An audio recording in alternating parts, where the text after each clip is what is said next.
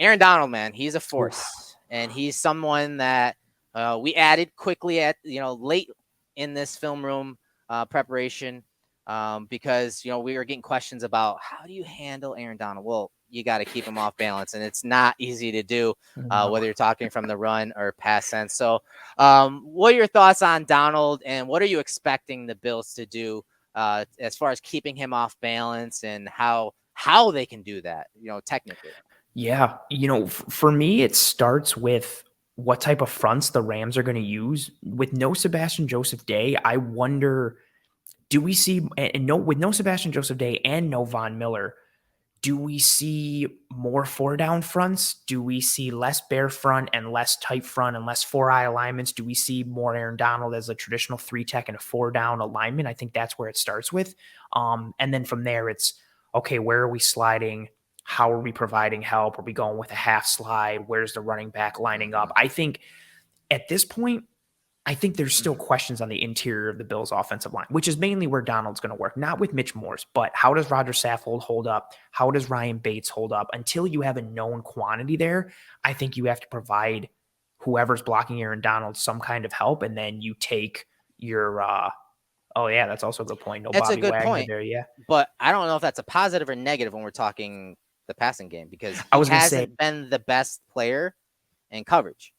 yes, And he's not the Bobby Wagner that he was when it was the Legion of Boom Bobby Wagner, which is no fault of his own. From the shoulders up, he's going to process as quick as anyone. But when you have a guy like James Cook running a crossing route, can he keep up with that guy? Yeah. Can he keep up with a guy from a slot type wide receiver running those crossing routes when they're trying to isolate him? I don't know that he does it. He can do that anymore. He can process it. He can see it. He can cut it off maybe. Yeah. I don't know if he can run step for step with guys like that anymore. It'll be interesting to see. You have a good point. But I don't know. I didn't see it much last year. We'll have to see if maybe they use him a little differently and put him in an advantageous position to cut those routes off. But, I mean, he doesn't have the foot speed that he did years ago. No, but and you know what? I'm actually thinking of the other aspect. I wonder if they use him more as a blitzer. We saw more 5-man pressures from the Rams in the playoffs, especially in that Super Bowl. I wonder if they start to lean on that a little bit more and take their chances in coverage and then send Bobby on the blitz and let Ernest Jones be that coverage guy. But at the end of the day, whatever you're doing with Rams defense, all due respect to Jalen Ramsey, it starts and ends with Aaron Donald, the person who is arguably still the best player in the NFL and who can take over any game in the blink of an eye. It's real quick. He saw double teams on roughly 60% of his pass rush snaps last year. Crazy. And he was second in the NFL in the regular season in pressures with 86 and tied for 6th in sacks with 15, despite being double teamed the most in the NFL on 6 of every 10 snaps. Also, he was first in pass rush win rate as a defensive tackle at 26%. Second was Chris Jones at 21%.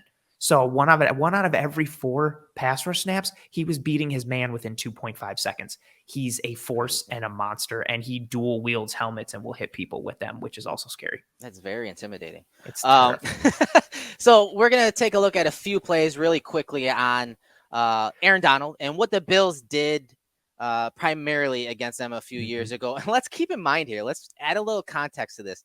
Donald is lined up outside shoulder in a 3-tech over Cody Ford. Okay, so put that in your notes. Cody Ford played considerable snaps in this game, and Brian Winters was the right guard. So you talked about, yes, it's still unknown when you talk about Saffold and Bates, but give me those two versus those two that I just highlighted. Yes, so keep that in mind. An upgrade. And so yes, it's an upgrade what we have now, what the Bills have now. But more importantly, the play by Mitch Morse, we talked about it. It's why we kind of drove that bus when we talked about Mitch Morse was playing at an elite level that season when a lot of people were down on him. He had turnstiles at guard for a majority of that season, and he was asked to do a lot. And this is what we're going to be looking at tonight. What the Bills did with Mitch Morse. And of course, you talked about it, sliding protection to Donald, right? You see Mitch Morse, he's uncovered, but he's sliding to Aaron Donald. And look at the overlap. It's something he does very well. He overlaps Ford and lets him know, hey, I'm right here behind you. And then when Donald, gets to the outside there and kind of splits that, what's he do? He attacks. He closes that pass rush lane down. Good job by Morse on that play. This is something the Bills did all game, Anthony. Here is Donald in a 4-eye. inside of Deion Dawkins. What direction you think Mitch Morse is coming? He's coming all the way across right there. You see this game being run by the Rams here. What does Morse do? He gets depth, and he's just watching Donald. Donald trips as he's coming around Ford, but look at Ford gets turned around, right? So guess who's there to pick things up? Mitch Morse. You see him protect Josh Allen. Josh sets up in the pocket. Morse flattens that pass rusher across the face. Hey, this is the play we just watched a few minutes ago. I know, right? Bet you didn't notice Mitch Morse. No one notices Mitch Morse. He's so unappreciated. I love with this one too. Like, he's keying in on Donald. As soon as he sees Donald start to trip and go down, he immediately gets that head on a swivel and kicks his head back inside to the looper coming in, and then he picks him up because he knows Donald is going down to the ground and he's no longer a factor. Heady awareness type play from somebody who is one of the best centers from a mobility standpoint and from the neck up in the NFL. Yeah, and here's another one, another wide alignment from Donald, and you get that slide, that half slide with Morse, Cody Ford, and Dawkins slide into Donald, waiting for Donald to make a move. Look at the overlap. He's literally playing the backup security blanket, backup guard, security blanket role right here, waiting for Donald in that game to kind of develop. And what's he do? He just mirrors Donald, and he's like, all right, now they got the 2-on-1. They shut Donald down. Well, here comes the looper, and guess what? Morse is there again. And guess what? Explosive play to Cole Beasley down the right sideline, allowing that play to develop. Just awesome stuff in this game from Mitch Morse. And he's what I called, he is a great pivot guy, but he's the sheriff in the middle of this offensive line. He is going to erase a lot of mistakes. Here's a wide alignment again from Donald. And look at this play. He chases him down. And again, doesn't allow Donald to get a hit on his quarterback.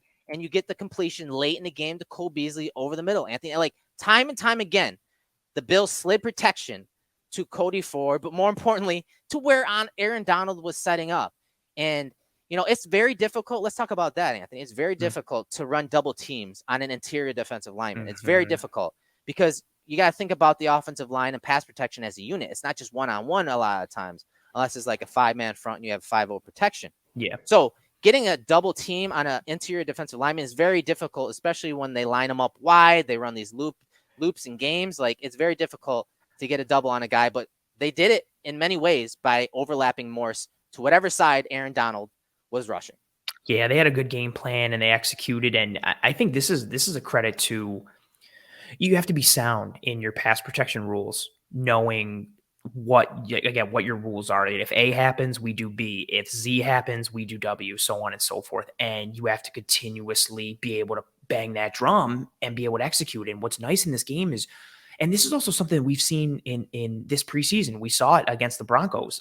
Mitch Morse kind of peel back and get a defensive tackle, like looping all the way around and protect Josh, or I think protect Keenum maybe on a deep throw in that Broncos game.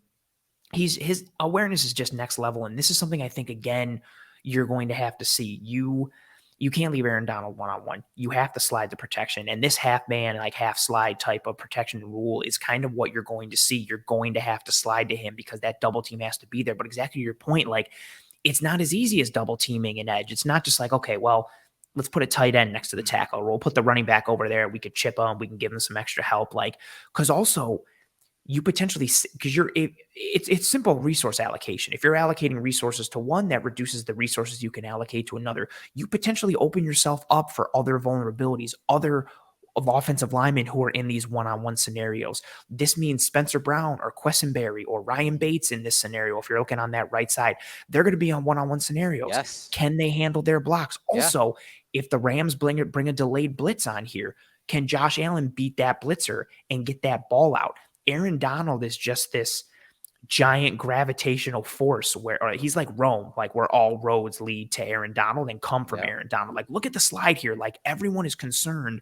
They're not sliding to the left because of the edge. They're sliding to the left because of Aaron Donald, which puts Winters one-on-one and puts Darrell Williams one-on-one. That's what you're going to see. And if the Rams win their one-on-ones, that starts to change what you have to do, because if you can't hold up in your one-on-ones against the non-Aaron Donald Rams, that means you have to bring more people in, because you're not going to pull somebody off the Donald double team to help out on Leonard Floyd or Gaines or Ashawn Robinson or Justin Hollins. Like, it all starts with it. And I'm excited to see because of our faith in Aaron Cromer, someone who we've been banging the drum for all offseason, I trust him to have good protection rules and a good game plan in place. And then having a sheriff in the center like Mitch Morse to be able to execute that.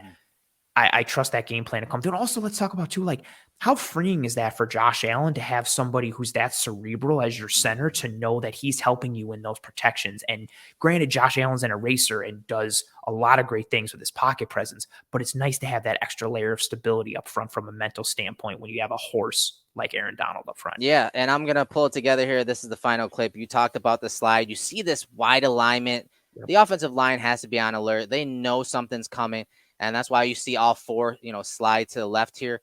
But yes, Morse does a great job here as this guy spikes to Winters. Morse continues his pass set, waits for, a possible inside move from Donald. But once he goes aggressive against Ford and beats him outside, you see him peel back and go again. Secure him just enough so that Josh can set and make this throw. But let's talk about the back end now. We're going to pull it together here, Anthony, before we take it off. Look at this coverage right here by, I think that's, was that John Johnson a few years ago? I think it is. Is it 43? Very good. Yeah, it was John Johnson. Johnson. So obviously he's with the Browns now. But again, the coverage, right? You see him on the back hip of Diggs. Diggs is running this route, and he's hooking it up right here. He passes him on to this safety. All right, so just what we were talking about, coverage-wise, to start this entire defensive segment. You see him pass him on the Diggs. It's a timing route. It's great work by Morse up the middle, keeping Donald off of Josh Allen, allowing Allen to set up in the pocket nice and deep. You have a timing route. You have Diggs shielding that to safety and getting a big play on that.